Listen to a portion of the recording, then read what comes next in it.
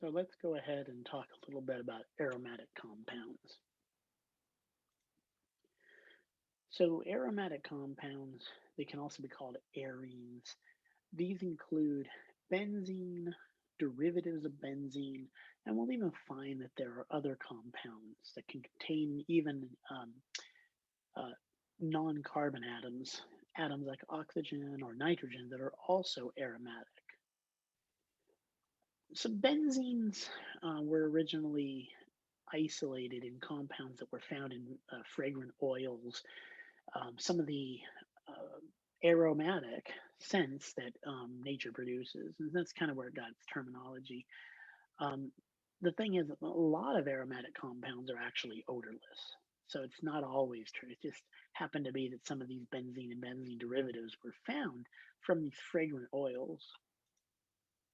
As we can see, aromatic rings are commonly found in a lot of drugs. We got Lipitor, we got Prevacid, Prilosec, a lot of different classes of of drugs as well. And then we even see that benzene shows up even in the structure of coal um, throughout it. So, and then we've got some non-aromatic regions too here in green. This bisulfur, this bisulfur linkage. This amide, as we're going to learn, it's called. Coal is made up of various components in its structure. So, um, the scientist August Kukel was one of the first people who proposed a theory of what benzene was made up of. Scientists kind of began to know that it had a ratio of one carbon for every one hydrogen, but there was several theories that were being tossed around about what structure it had. Kukel was the first one to suggest that it had an alternating system of three double bonds, and one that was kind of changing back and forth between these two different states. And that was to account for the fact um, that they really couldn't decide between the two, and it seemed like it was both in different situations. Now, nowadays, we actually know that it's not really transforming between these two compounds, but rather it's just a form of resonance. This is not a equilibrium arrow anymore. We know now it's just the double-headed arrow, meaning resonance. And here it is right here. So this is a more accurate modern understanding of benzene, that it's got these three double bonds that are alternating between double sigma, double sigma, but that they are in resonance where instead of being located between these two specific sets of, or three specific sets of carbon, they can also be located in the alternating way. Because they are in resonance, and because of such, essentially there's a little bit of double bond character all around the ring. Oftentimes, scientists use this circle structure. It's oftentimes known as a Robinson circle or Robinson uh, format for portraying benzene ring. Now, why do we give it a special name? Why are they called aromatic? It looks like they're just a series of three conjugated double bonds in a row. However, there is something special about them because if you take a normal double bonded carbon, even as we saw in our discussion of conjugated dienes, and expose them to certain reagents such as hydrobromic acid or bromine, even conjugated dienes would react with bromine or hydrobromic acid, but we find that aromatic rings don't. They're too stable. They don't undergo the reaction. These compounds are too stable. Where do they get their special stability? That's the question we have to understand.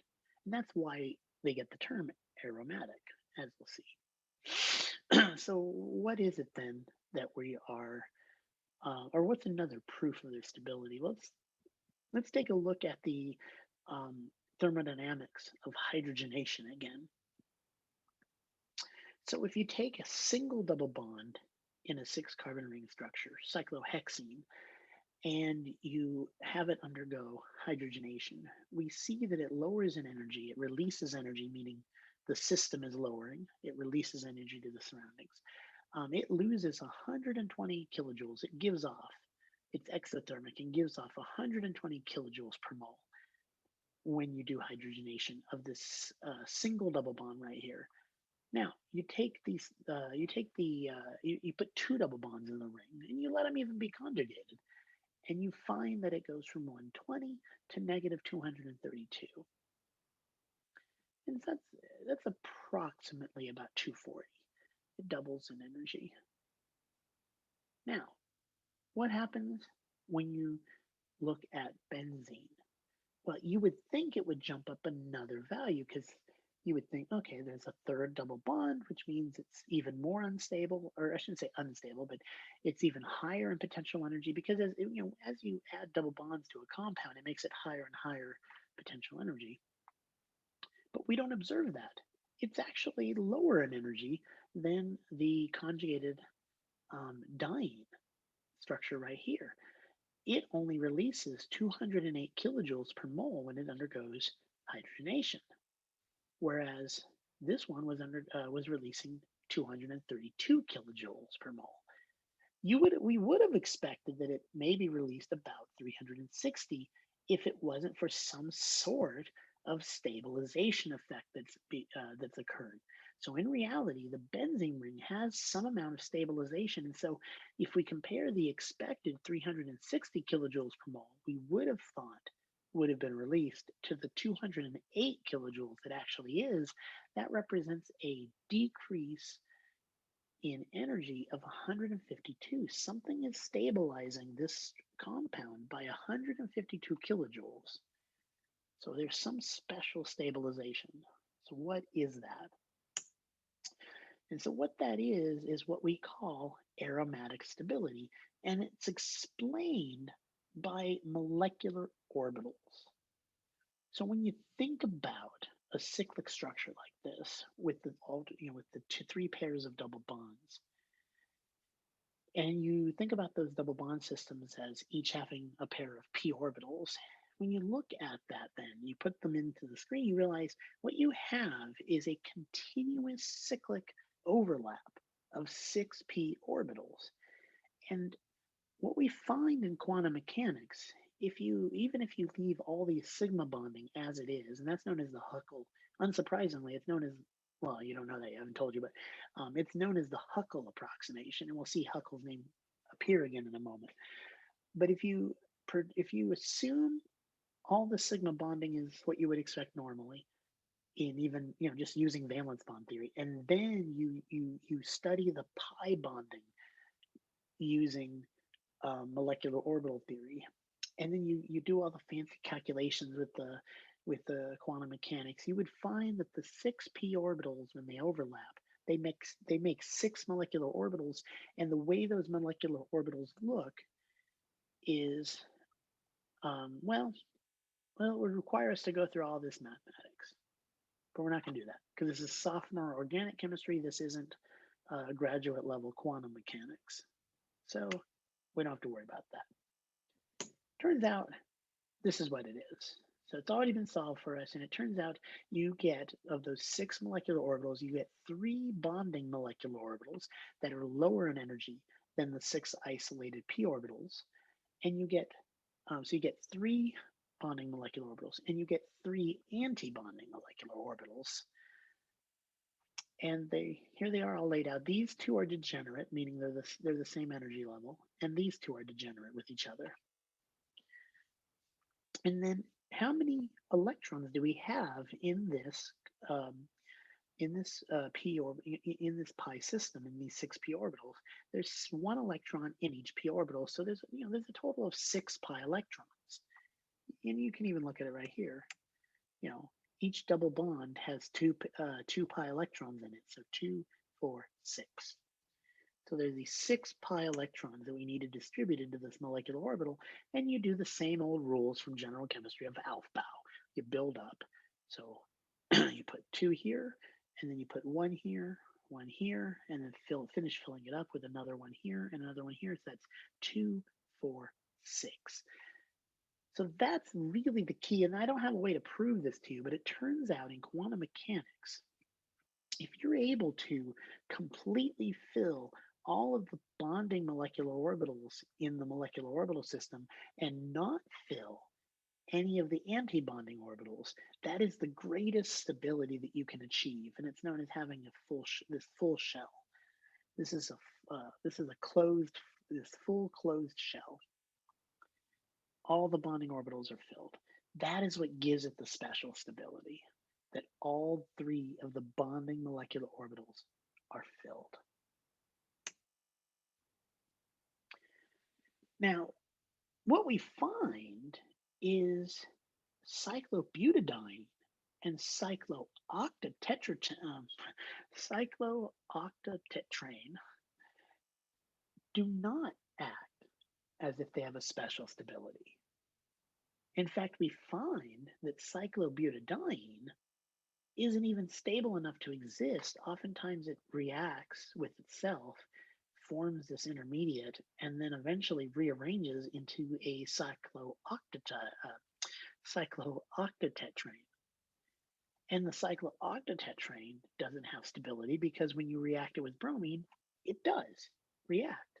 So it doesn't have that special stabilization that prevents, for example, benzene from reacting with these common reagents that typically react with just normal alkenes. So why is it lacking that? Now, we're going to, in lecture, go over molecular orbital theory that explains it, and we're going to introduce frost circles that help us know what the molecular orbitals look like. But before that, let's just look at the aromatic rules. So how do we, excuse me, how do we know that a compound is aromatic, and how do we know that it's not? And so the way we know something is aromatic is if it follows these two rules.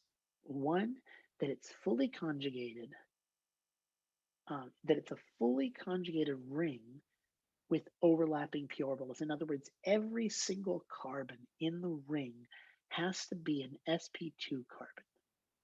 It has to have a p orbital that can overlap with all the other p orbitals. So every single carbon has to have it. These two compounds meet the first rule. But the second rule, which is known as Huckel's rule, and there's Huckel again. Huckel's rule says that in order for a compound to be classified as aromatic, it must have an odd number of pi electrons. Or, in other words, it must have 4n plus 2 pi electrons. So let's look at a camera real quick.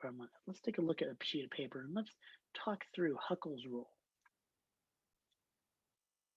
So here we have the three compounds we're discussing. So here's benzene. And so it has 2, 4, 6.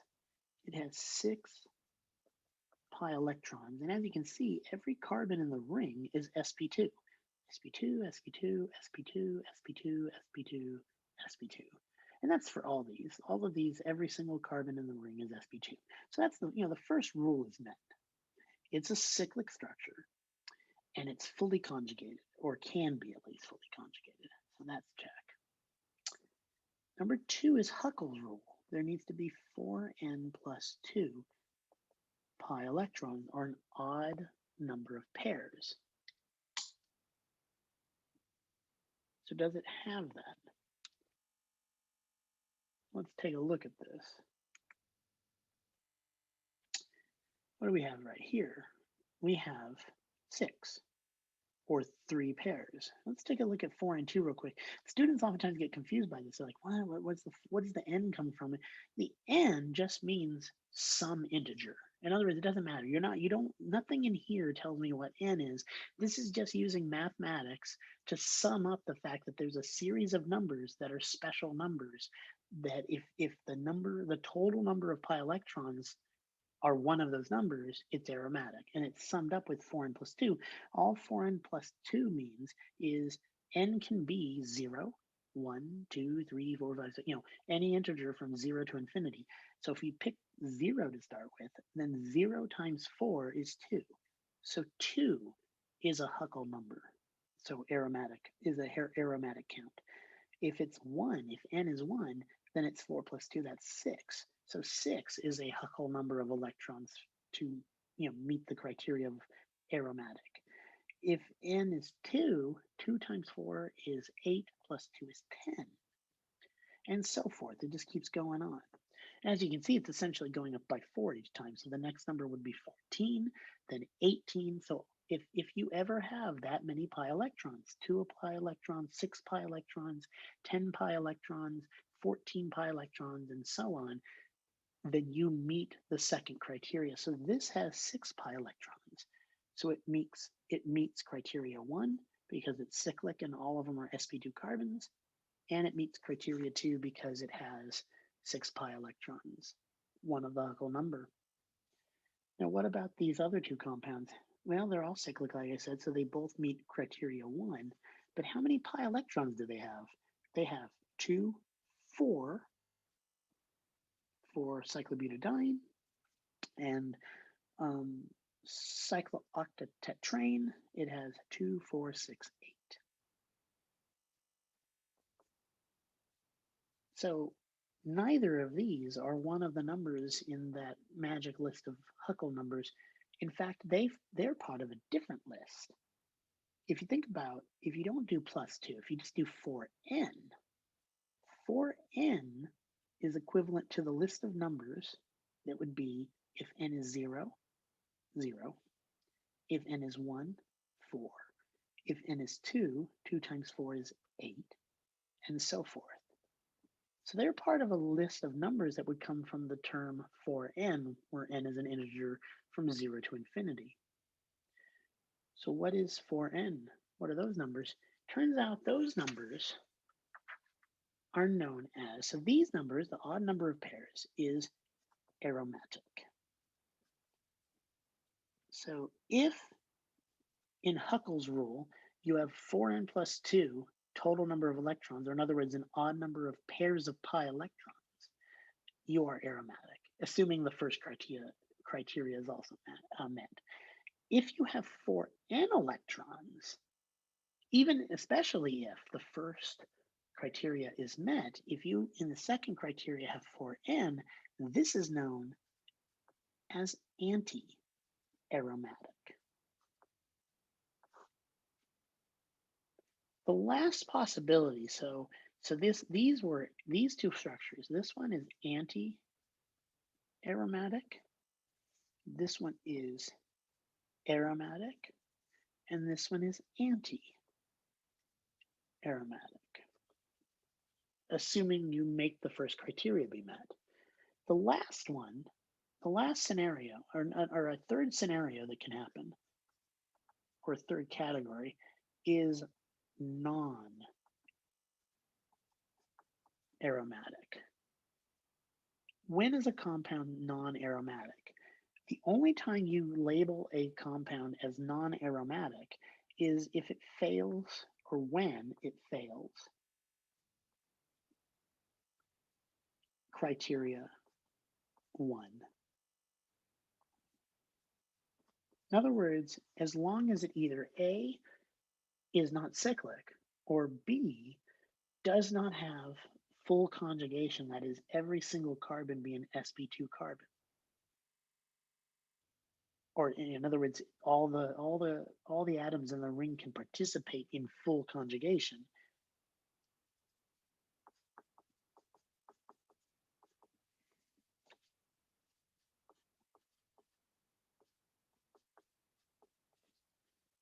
Then it's non-aromatic. So aromatic and anti-aromatic are reserved for compounds that do meet the first criteria, that they don't fail the first criteria, but they have, it depends on what number of pi electrons they have. Non-aromatic is what you label a compound if it just simply fails the first criteria of being fully conjugated and cyclic, regardless of whether it has 4n, 4n plus 2, etc., numbers of pi electrons. So for example, a compound like this, now it has 4 pi electrons in it, 2, 4, from these two double bonds, but it's not anti-aromatic because this right here, this isn't this right here, this carbon isn't sp3 carbon. It prevents the full conjugation. So this would be non-aromatic.